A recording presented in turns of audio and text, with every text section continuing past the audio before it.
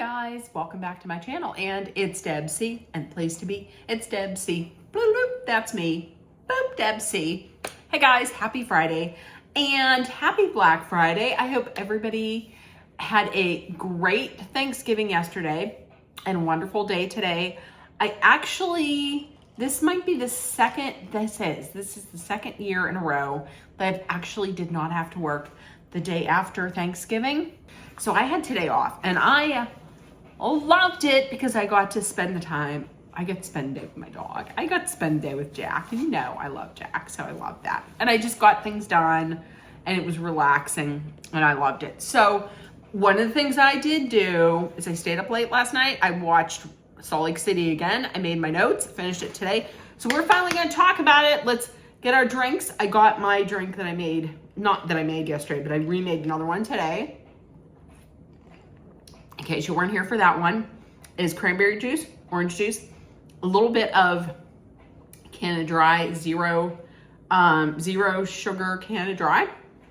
And I put a little bit of the citrus cranberry sauce at the bottom, swirl it around, a little bit extra cranberry juice from that sauce. It is delicious. I feel like tomorrow, in case you hear that right there to my left, in case you can't see it, is our dishwasher. Okay. I think tomorrow I'm going to try to make cranberry jelly with the leftover cranberries, but I don't know. We'll see how that turns out. Okay, let's do it. Let's get into Salt Lake City. Okay, so after Mary's return to her church, after her church reopened, she had a luncheon. It was a Sunday social. And as soon as if Mary puts anything on, you know, when Mary throws something, you know it's going to be classy. You know she's going to have the 2003 Dom Perignon. And in case anybody doesn't know, and Heather was like, can we taste the tears of the deceased? And in case you didn't know, 2003, it was the best, what Mary says is the best champagne. And what makes the best champagne is because there was a heat wave.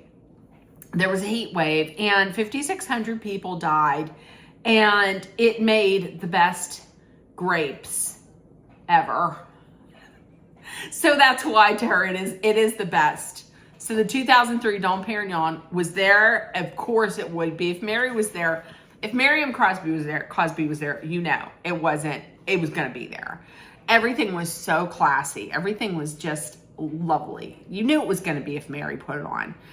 So Mary, they're sitting down. Mary invited everyone except Brittany.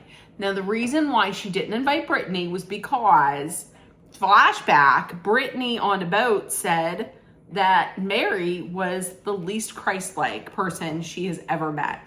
So I don't blame Mary for not inviting her. I mean, why are you going to invite somebody who says that to your church service and then to the lunch afterwards? I wouldn't either. So Mary called, but Mary called and told her, listen, I didn't invite you, and here's the reason why. Brittany apologized. She said at the time, she said that because she didn't feel like God would treat people like that. But she said she apologized, and Mary was like, I almost fell out of my chair. I mean, I almost fell out because I was so surprised. She apologized. And then she pinned her dog by saying, I even asked my dog, should I let her come? Should I invite her? If I should invite her, give me your paw. And he just laid down. He didn't give any kind of sign. So the dog made the call. So that's why she's not there. So that started up, and Mary was like, I feel like she apologized, Brittany apologized, and I accepted. I feel like that could, you know, if Brittany can do it, then, you know, that can happen in the group. So that Heather then platforms off of that and opens up the questioning about like what happened on the plane with Meredith and with Lisa. And Heather was really hammering on her about, you're not taking accountability and you don't seem sorry about any of this. Lisa was really quick to defend Meredith. Like, it was almost like she was kind of either her spokesperson or she was trying to be like her lawyer or something. But Meredith is really sticking to her story. Meredith is like, I was venting. I vented a little bit to Lisa, and then I put on my headphones and I watched a couple movies, and then I went to sleep. And Brittany had her headphones on, so the only thing I'm sorry for is if she overheard me talking to Lisa. I didn't say anything to Brittany. She had her headphones. I was just talking to Lisa. So when she says I watched, I got some of that cranberry sauce. Oh my God, this is delicious. So she said I watched 2 movies. So they asked, well, what movies did you watch? She said, I don't remember.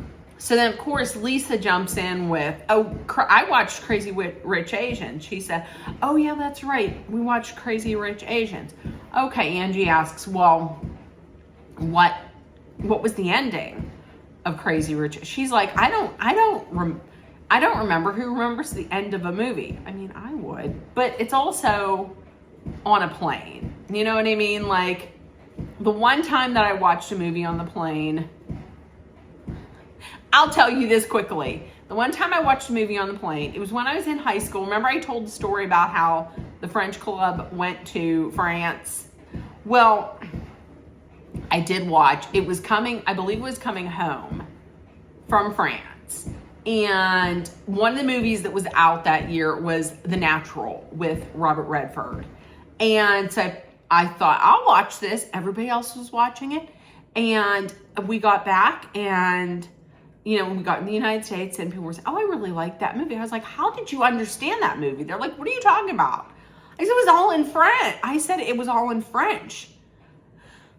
Debbie, no, there was another channel that you could turn it to and it was in English. I listened to the whole thing in French.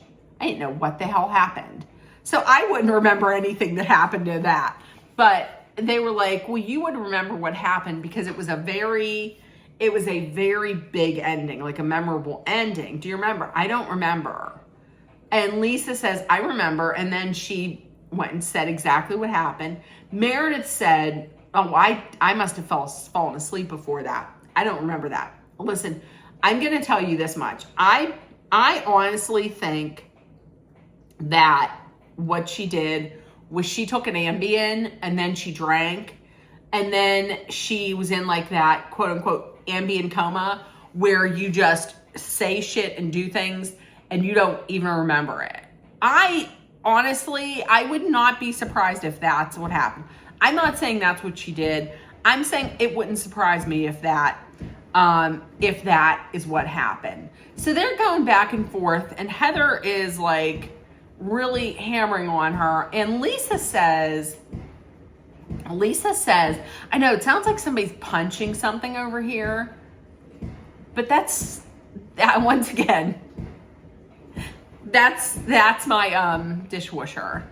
So Lisa says something like, well, I think Meredith deserves to lose her shit. And then Meredith says something else. I wish I could remember what it was, but when she said it, I was like, if you didn't lose your shit on her, then why did you say that? But listen, Meredith really isn't sorry for what she said. She's sorry. She's just sorry that Brittany heard it. It's like when people offer up a backhanded apology, and instead of being like, I'm sorry for what I said, they're like, I'm sorry that you got offended by what I said. Not like, I'm sorry that I said it. Here's the thing. And then the question was, why didn't you guys go through customs with us? Because you saw us like having to help her off the plane and you guys just didn't even wait for us and went through customs. And Lisa was like, well, I forgot that I had global entry, which they all thought, well, that's kind of a lie, because global entry isn't it's just something you have. It's not something that's like printed on your car, on your ticket, like TSA pre-check or something like that. So, and Lisa was like, well, plus I had my headphones on. I was listening to Kendrick. I'm a Kendrick girl. And don't bring Kendrick. Kendrick doesn't want any part of this. I don't know Kendrick Lamar, but I'm like, I don't think Kendrick really would want to be a part of this. Maybe he would. I don't know. Kendrick got more important things than this. Okay. And here's a couple things that I want to say about this. I like that Heather is speaking up, but I don't know that Heather should be like the morality police, because she was the person that, remember when she suddenly got that black eye and she knew what happened all along, but then she actually didn't say anything when people on the crew were being blamed for possibly doing this, and she knew what happened. So I don't know that she should get on a high horse. Also, whenever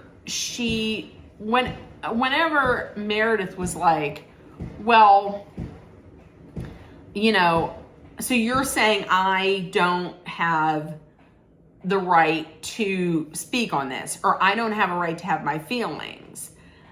I don't think that is true at all. I think, you know, everybody has a right to speak and everybody has a right to feel how they feel.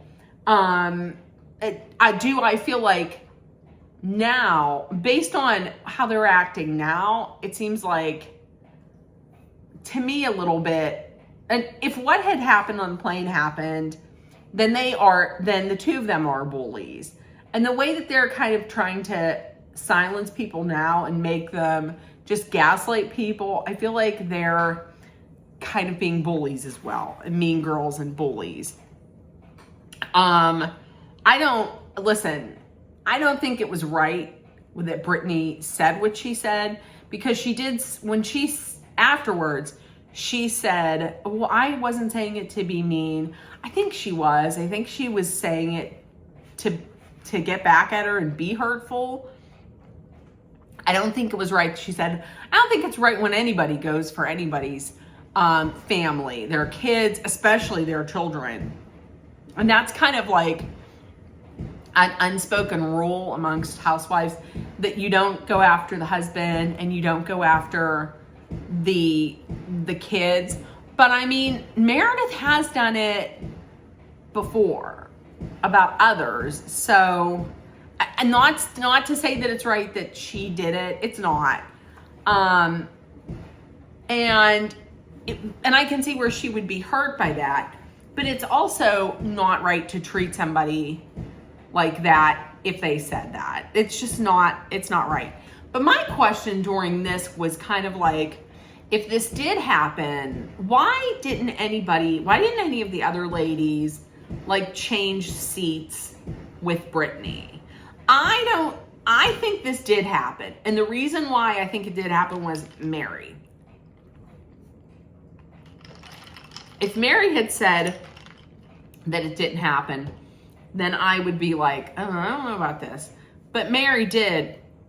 But yeah, like I said, why wouldn't you saw like how upset she was. Why wouldn't you be like, why don't you switch seats with me? Like, Angie looked like she was the furthest away. I'd be like, why don't you just switch seats with me? You know, I mean, let them come for me. Just go up there and just get yourself together. Okay. So Meredith then made mention about, oh, I know that you talk behind my back, to Whitney. I know what you say about me behind my back. And Meredith was, and she's like, but I'm not going to say who told me. And Whitney was like, well, I only talked to one person.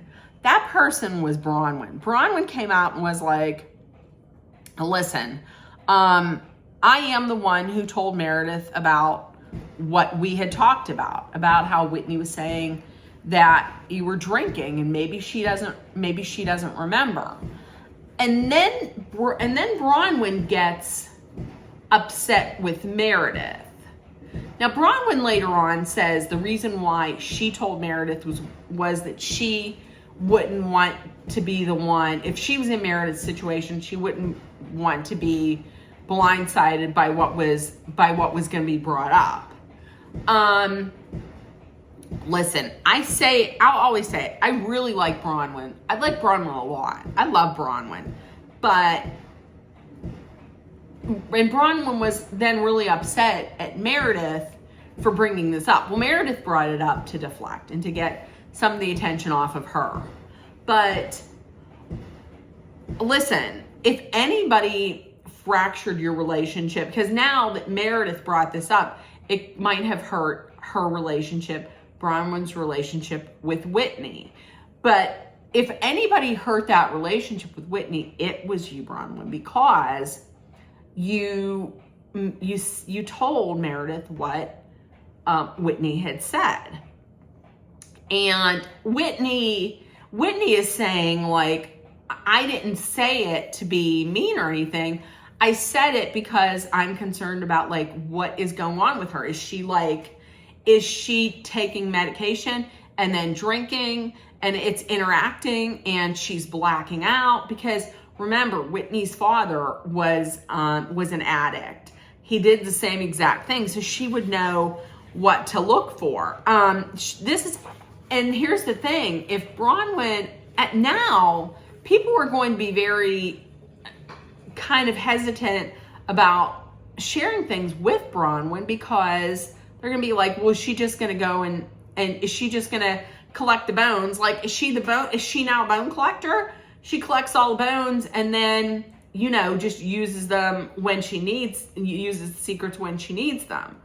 I mean, it seems like she's playing both sides. Like that conversation that she had with Whitney about Todd after he was on the plane looking at pictures of women, like that was a very nice conversation. They were, they're both married to older men and they were just talking candidly about their marriages. So that did hurt her relationship with Whitney. And I mean, I know like everybody does it, but I don't know.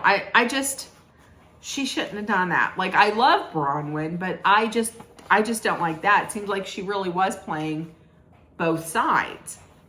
Okay. We also find out in this episode, Bronwyn is not a U.S. citizen. She's been pursuing her citizenship. She's getting her citizenship. She was actually born in Brazil.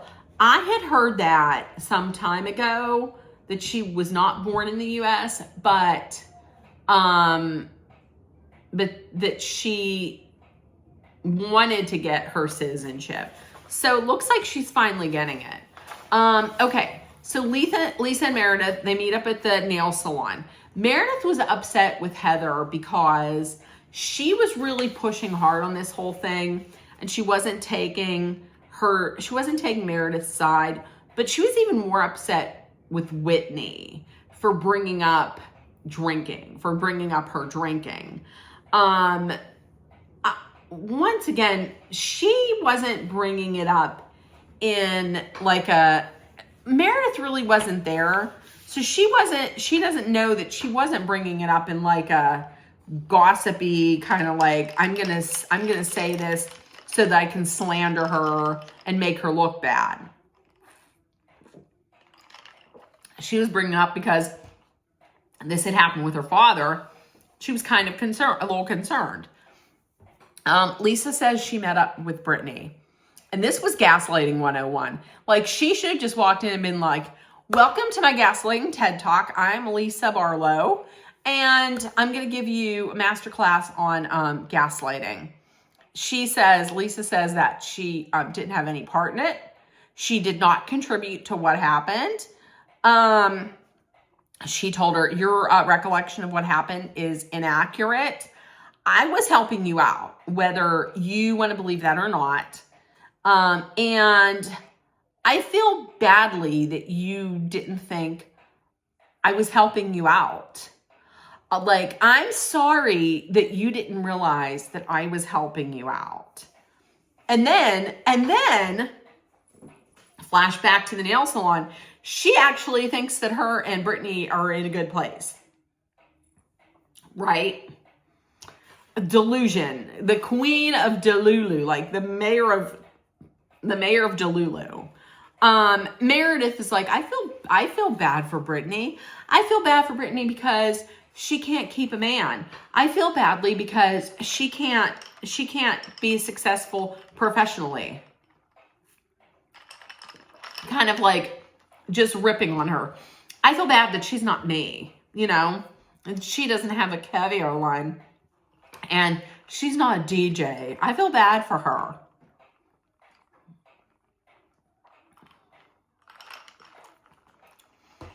So Whitney and Heather, they move Heather's marital mattress out of Heather's home. I would have gotten rid of that thing long before. Those stains. She said they weren't sex stains, but what else would they be? So I don't understand why she had to be so dressed up and have stiletto heels on, but she tried to do that. She tried moving. That didn't work. So they're in the U-Haul van. They're talking about lunch. Heather's worried about the future of her friendship with Meredith. Why would you even want to be her friend? Like, if somebody is doing this, why would you want to be her friend? And you also told Brittany, like, listen, if they're going to do this, if this is something they're going to do, and they're going to not take any accountability, then I don't want to be friends with them. Why would you want to be friends with her? I mean,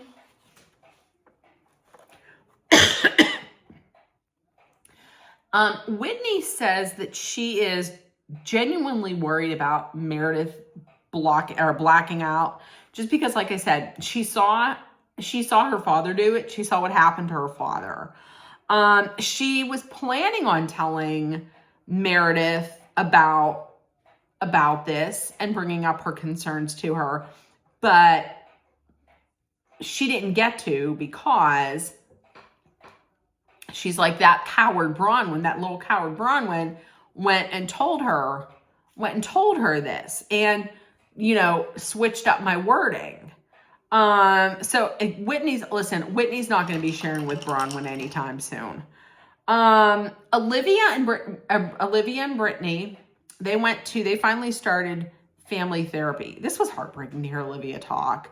So Brittany was like, I will go first. Brittany said, Olivia said, I will go first. She's like, my mom got remarried. She got me remarried very quickly after her and my dad were divorced.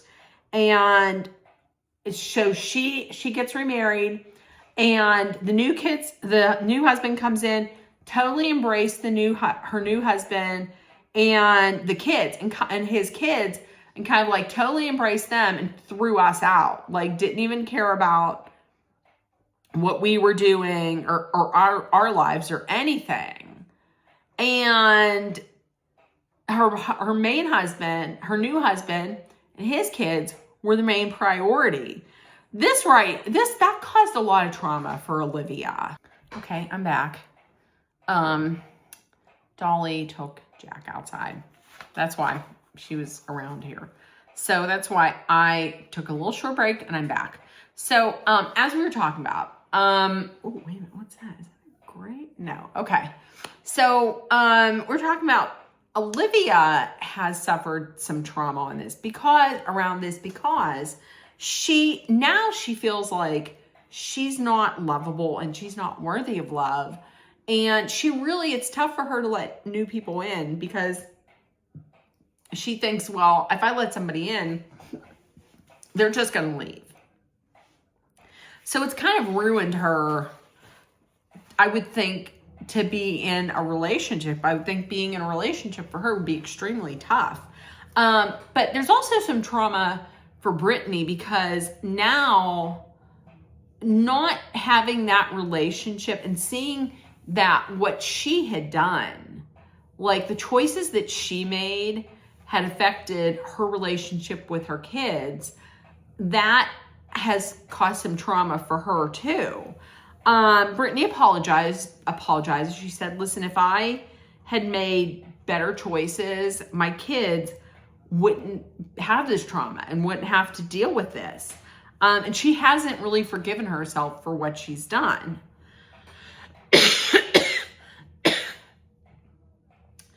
And she feels very bad about it. She feels horrible about it. And she was like, well, the therapist had said, what do you think, Olivia? And Olivia was like, I hate to say this, but maybe you taking accountability, maybe, you feeling this way is going to stop you from doing this again. And I agree. I mean, you don't want someone to feel terrible. However, if she remembers how this feels, maybe that will stop her from doing it again. And I agree. It doesn't sound great because she doesn't want her mother to feel terrible, but maybe that feeling will stop her from doing it. She's taking accountability, and so it looks like Olivia is open for, trying to rebuild the relationship. Okay, so Bronwyn, Gwen, and Muzzy, they take their family bobs, because they all got the bobs. They take their family bobs to Bonsai by Me to make bonsai plants. I didn't know bonsais were that expensive to make. Like the one I thought it said $85. I was like, wow. But she is also wearing Valentino to make bonsais. Okay, so as it comes out, Gwen is looking to go out on her own. And Muzzy is eventually planning on moving out soon as well. So this is tough on Bronwyn because it seems like her and Muzzy are starting to get along a little better and have maybe made their peace. I'm going to tell you that clip that they played of her dad's birthday, and I saw afterwards that was his last birthday. Oh, that was sad. That was extremely sad. But her relationship, it seems like, is getting better. And now that it's getting better, she's going to move out. And the thing is, when she said, Gwen, it was so sad. When she said, well, to her, when she, the future is going to be the best time of her life. She's like making her own life and she's starting adventures. So it's the best time. It's the best days for her. But these have been the best days for me. And now they're gone. And it was sad. See, Bronwyn's never been on her own really, because the only time she was probably on her own was at BYU. And then she had gotten pregnant. And so she has never really been alone. So, I mean, I'm thinking that even though like Muzzy was tough on her, she was never really alone, because even though Todd's away 5 days a week working across the country. Damn, get me started on that. But he was away, but Gwen was there. And then in order to keep Gwen there, to have Gwen stay there, then her boyfriend moved in. And then her mom comes in. So she was never really alone. So now they move out and she's going to be like all alone. And she's afraid, am I going to be able to make it alone? Because even though she's married, she's alone. And maybe she don't want them to move out because she don't want to be alone with Todd. I wouldn't want to be alone with Todd either. old farting, the old fart. So yeah, she was really upset. She was feeling something about that. So last scene was Meredith and Brittany meeting up. Meredith was like, hey, I would like to meet up with you. We can talk. So Meredith apologizes. I want to say that Meredith apologizes. So Meredith says, I'm sorry that you overheard me talking to Lisa on the plane. I'm sorry if your feelings were hurt. Welcome to the second class in Gaslighting 101. I'm your co-professor, Meredith Marks. Brittany apologizes. She says, well, it was shitty of me to bring that TikTok up. I apologize. I'm sorry. Meredith jumps in and says, well, to be honest, the thing that was the worst was the fact that you did it. You did it to hurt me. That's what you did it to hurt me. And she says, I did. I'm sorry. I apologize. So then Meredith in confessional is like, Brittany apologized for intentionally trying to hurt me. And I apologized for Brittany's feelings being hurt. So basically Brittany apologized and took accountability for everything. And Meredith apologized because Brittany, I just don't. Because Brittany overheard them. Because Brittany's music wasn't up high enough and she overheard me. And I'm sorry that your feelings were hurt. Maybe you shouldn't be so soft. Okay. So here's the thing. I thought the wording of this was odd. Brittany apologized for intentionally trying to hurt me. I think Meredith, to be honest with you, Meredith is getting real bent out of shape about this.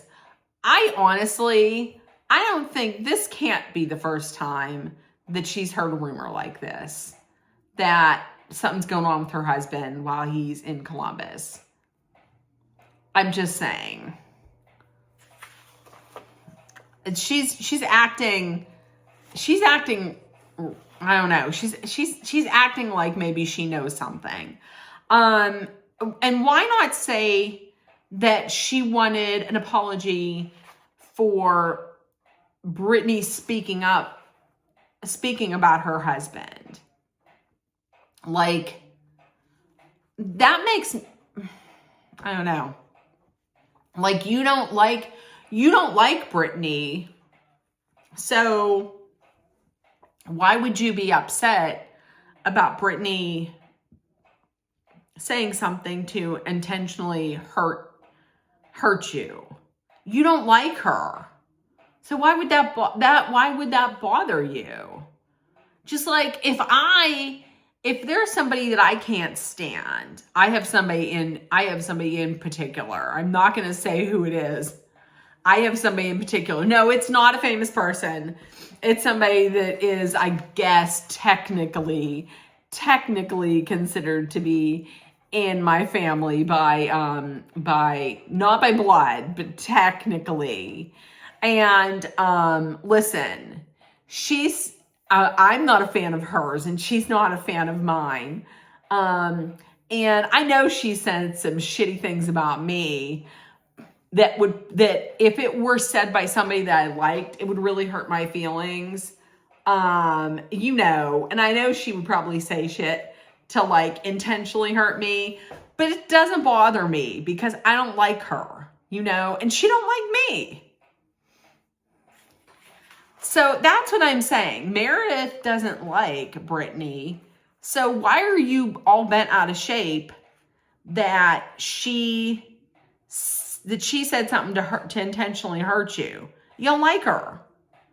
I would think that you would be more upset that she's putting this out here, and the way that Brittany said it kind of, she didn't say, oh, hey, oh, I believe what this TikToker said, but the way she put it out there, you know that she kind of maybe kind of believes it.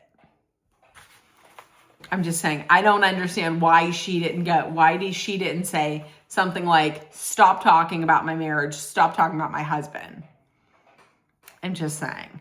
Brittany accepts this. Like, Brittany is like, listen, I am wanting people to have forgiveness for me, so I have to have forgiveness for them. So she accepts this apology. I don't know if she is accepting the apology just because she wants to just move on from this, or if she's just accepting it because she wants to remain in this group. You know, she wants she's going hard for a snowflake next year. I don't know. Maybe she's accepting it for the good of the group. I don't know. She could just be accepting it, like I said, to move on. I don't know how easily she's gonna move on from this, because she seems like really traumatized from this. Next week, it looks like Bronwyn is going to have a Boston Spill the Tea party to number one, celebrate her citizenship. Number two, get everything out, all secrets, and then move on. That's something that I really thought they did at the finale last year. You know, when Heather was like, we're going to go through our phones, we're going to pull out the worst, most vicious, most heinous thing that you've said about somebody. We're going to get it out there and we're going to burn that bridge. But those bridges have been built back up this year. So that's going to happen. And then Meredith is going to be bringing in drug testing cups, I guess. You can't tell me Real Housewives of Salt Lake City ain't the ish. She is that girl. She is that girl. And I will fight anybody, not physically, but maybe stare-wise, that says that it's not. We have Real Housewives of Beverly Hills starting on Thursday. We have, which has thrown me off because it's never Thursday. We have on Tuesday, we have a new crowd servers at Elisa Vanderpump restaurant, probably out there in Vegas. So we have a new Vanderpump Rules starting on Tuesday. I'm gonna start from the beginning on that one. I'll watch it, I'll cover it, we'll talk about it. So we got a lot going on. Okay, in the comments, let me know what you thought. If nobody told you yet today, you are loved, seen, and heard. Please make sure that you put love, kindness, compassion, acceptance, hope, and positivity out there in the world so it comes right back at you. Please take care of one another. Spread kindness because it is free. Also, tomorrow is Small Business Day, Small Business Saturday. So if there are any small businesses in your local area, please support them. Or if you find small businesses out online, like on TikTok, support them. I'm all about supporting small businesses, people who are doing what they love doing and trying to make a living at it. I would much rather support a small business than a large corporation. So remember, Small Business Saturday is tomorrow. Also, let's be aware of our surroundings, be smart and safe, hydrate often with water, and if you're in a dangerous situation, please know that Dolly and I are sending our love, thoughts, prayers, and positive energy so you make it through. I'm going to see you tomorrow with an unboxing. So I will see you tomorrow. Bye, guys. Bye. Bye.